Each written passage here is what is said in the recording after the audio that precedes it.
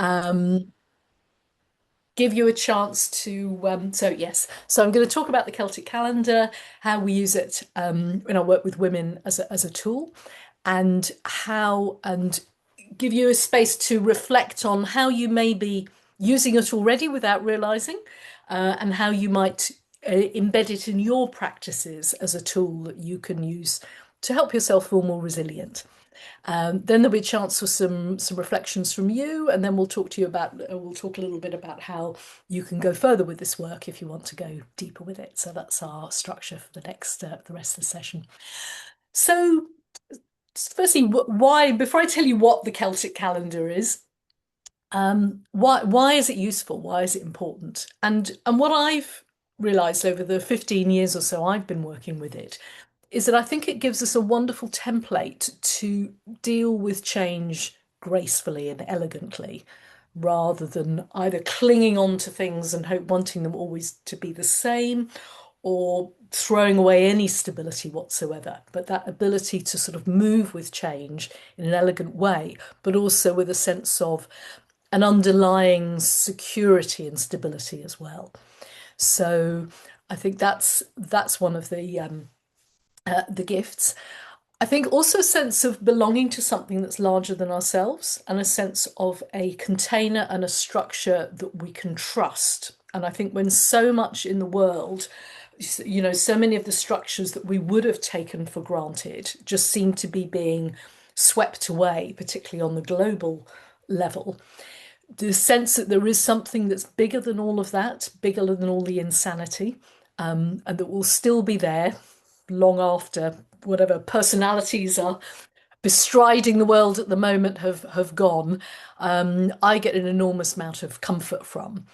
And finally, something back to Charlotte's point about capitalism, it's free and it's on our doorstep. We don't have to sign up for a course or go somewhere or buy an expensive equipment or gear. It's right there. It's all around us. It's part of the abundance of nature and the natural world. So yeah, so that's there's some wonderful rich gifts in the Celtic calendar. So let me explain what it is. Some of you will be familiar with, some of you won't. So I'll assume that people haven't come across this before. And this is a tool which I came across, as I say, probably about 15 years ago. Actually, I'm just wondering, Kieran, I think you might need to pin me for the recording. Otherwise, yeah. So I came across this about 15 years ago, and what it is, it's a calendar. It's a way of marking and recognizing the seasons that the Celts who lived in the British Isles, about 5,000 years ago, built Stonehenge, stone circles, all of those amazing monuments, Newgrange in Ireland, which is 5,000 years old. And yes, it's a way of marking the light and the seasons, and having understanding, in those times, people's relationship with the natural world was absolutely key because they were agriculturists. They had to understand how nature worked, when was the best time to plant crops and harvest them, and looking after animals. So all of these things were life and death. It was very important. And in our industrial age, it's easy to think of that as pretty peripheral to our lives. And yet, what I've noticed is that when I attune to these seasons and these times of year, it gives me a great sense of stability, security, a sense of right timing about creative projects. When is a good time to initiate things? When is a good time to go all out? When is a good time to harvest? And when is a good time to rest and to dream and to gather in the fruits? And that we seem to that if we're trying to sort of go 100% all the time, which again is what capitalism and modern life tends to want to tell us to do, then typically we end up burning out. So it's about recognizing that ebb and flow, that rhythm. And to go into the detail of it, you'll see that there's 8 points in this calendar. It starts with the winter solstice down the bottom, which is the shortest day of the year, so just before Christmas. So it's Yule, and pretty much every northern culture has some sort of midwinter festival marking that time of year, and some festivities that celebrate the return of the light. So you've got the winter solstice at one end, you've got the summer solstice opposite it, at the other end, which is the longest day and the nights are shorter. Then you have the spring equinox in the east with the as we're tipping into the lighter days, and the autumn equinox, and that creates a structure to the year. And then between those key cardinal points of the calendar, we have what the Celts call the quarter festivals, which were all fire festivals. And the first one is Imbolc, which is early February, and that's the sort of the beginning and the end of winter.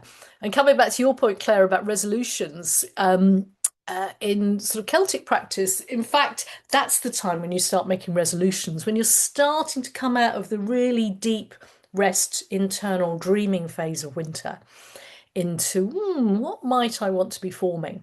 So I think taking the pressure off yourself to feel you've got to be out of the gate, on the 2nd of January and have all your reservation resolutions ready to go. It's fine to stay a bit unformed, a bit dreamy, and just start to see in early February what's taking shape and forming. So we're in this phase now, the dreaming phase between the winter solstice and between Imbolc. Then we have Beltane, which is the high spring. We have Lammas, which is August, the start of the harvest, the beginning of August, the beginning of sort of relaxation of the summer holidays. And then Samhain is Halloween, when we start to go into the darkest quarter of the year. And having worked with this structure for the last sort of 15 years, as I said, and what I do is I mark these dates in my calendar, and then I just make sure I do something to mark those different calendar points. It might be just writing something in my journal. It might be making something, making a corn dolly, baking a cake, just gathering a few friends together to mark it in some way. But just some, it doesn't have to be some massive thing, but just something to mark that season. And sometimes also if I'm setting goals or intentions, I might use this calendar. So, okay, in the next quarter, what do I want to have done? And also looking back. So say usually on the solstices, I'll do a review and look back what's happened in the last 6 months since the beginning of the year. Looking forward, what do I want for the next half of the year? So there's a natural rhythm that's embedded in the world of nature around us that means that rather than simply trying to force our will onto the world, we're actually aligning with something that's bigger than ourselves and can give us some wind in our sails, really. So, I'll go into a little bit more detail. So, Kieran, the next slide. So here's some of the ways that I find the Celtic calendar can help us. I think one is embracing the whole cycle of life. And I think what we have is a culture that wants us to be constantly, effectively in growth, in light, in activity, in doings, in beginnings, in a sort of perpetual spring and summer. But I don't know, whenever I've spent time in a culture where it's just sunny all year round and the sun rises and sets at the same time every day, after a while I notice I miss the seasons personally. It suits, there's something about the ebb and flow, that pulsation, that's really valuable. So I think what I've found by paying attention to the seasons that I appreciate the gifts of autumn and winter more. Appreciate endings, rest, the importance of rest, and the importance of being able to let go of things and to compost rather than always being in creating and doing mode. So I think that's been a real gift.